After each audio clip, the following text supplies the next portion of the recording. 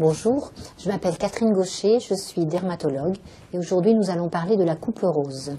La coupe rose est une maladie vasculaire. Ce sont les vaisseaux du visage, de la face, qui sont un petit peu malades.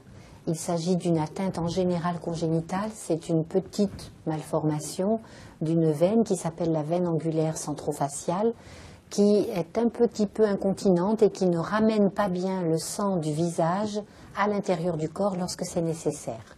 La coupe rose est en général une maladie familiale et on trouve d'autres membres de la famille atteints du même phénomène, mais elle peut apparaître aussi chez des personnes qui ont une activité qui la favorise. Moniteur de ski par exemple ou cuisinier sur un haut fourneau, où la différence de température est trop importante et ça soumet les vaisseaux du visage à une trop grande gymnastique.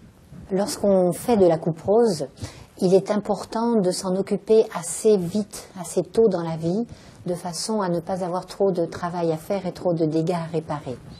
En effet, lorsque les vaisseaux se dilatent, ils peuvent rester dilatés longtemps et dans un deuxième ou troisième stade devenir ce qu'on appelle une rosacée, qui est une maladie beaucoup plus gênante que la coupe rose. Dans ce sens, on peut donc dire que la coupe rose est le premier stade de la rosacée et donc il faut s'en occuper. Les produits et les machines qui vont être efficaces sur la coupe rose sont assez bien codifiés maintenant. Il s'agit surtout des lasers vasculaires en ce qui concerne les machines. Ces lasers vasculaires vont permettre aux vaisseaux de retrouver leur diamètre normal et de sécher ceux qui seront trop dilatés et qui ne fonctionnent de toute façon déjà plus. En général, il s'agit d'une séance par mois pendant 3 mois et ensuite d'une séance par an. C'est le maximum. Avec ce rythme d'entretien, on évite le passage à la rosacée pratiquement à 100%. Ensuite, il existe des petits trucs qui consistent à ne pas exposer son visage à des différences de température supérieures à 15 degrés. Donc il faut essayer d'éviter le passage de moins 5 degrés dehors à plus 20 dans un appartement, mais au contraire de faire une sorte de sas dans l'entrée de l'immeuble ou dans la cage de l'escalier ou dans la cave à ski pendant une dizaine de minutes, de façon à ce que les vaisseaux s'habituent progressivement, qu'ils passent de moins 5 à plus 10 et de plus 10 à plus 25 par exemple.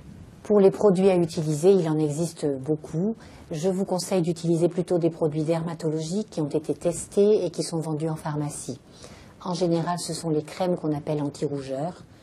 Et pour le démaquillage ou pour le traitement des soins du visage, se contenter de produits beaucoup plus doux que d'habitude. Surtout pas du savon, bien sûr. Éviter les grosses différences de température avec la douchette sur le visage, par exemple, et se contenter d'eau micellaire ou équivalent. Je pense qu'avec ce que je viens de vous dire, vous aurez compris que la coupe rose n'est pas une fatalité, que nous pouvons y remédier, mais que ce n'est pas non plus une maladie, mais un état que vous avez reçu à la naissance, donc il faut s'en occuper tout le temps. Et bien sûr, protéger sa peau, hiver comme été, contre les agressions.